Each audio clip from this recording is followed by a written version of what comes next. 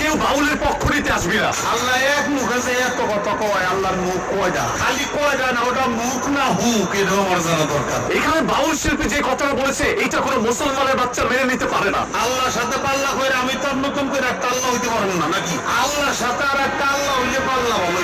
স্বয়ং সৃষ্টিকর্তাকে নিয়ে এই ধরনের কোনো কথা কোনো মানুষ মেনে নিতে পারে না, কারণ সকল ধর্মই কিন্তু একজন সৃষ্টিকর্তাকে মানে। তাই আপনি যেই ধর্মেরই হন না কেন, বাউল ফাউলদের পক্ষ নিতে কমেন্ট বক্সের মধ্যে এসে বাজে মন্তব্য করবেন না। তোমার মতো আরো 10টা 20টা আল্লাহ 2-400 আল্লাহ দিতে আরো বানাই দিতে, তাহলে তোমার আরো দাম বাড়তো। আরো 200-400 সৃষ্টিকর্তা বানিয়ে দিলে তারপর নাকি আল্লাহ তাআলার দাম আরো বাড়তো। আল্লাহর কথার কোনো গুয়া মাত্রা আমি কিছু পাই না। এই মূর্খের কথা শুনে অসংখ্য মানুষ আবার তাদের ভক্ত হচ্ছে, তাদেরকে টাকা পয়সা দিয়ে ভাড়া করে এনে গানের নাম করে তারপর এইভাবে ধর্মের অপপ্রচার করে যাচ্ছিল প্রতিনিয়ত। ইসরায়েলের বান্দির ঘরের গোলাপা, এখান থেকে মুসলমান জাতির শুরু, মুসলমানের লোক বান্দির ঘরের যা। এবং তাদের বিরুদ্ধে কোনো কথা বলতে গেলে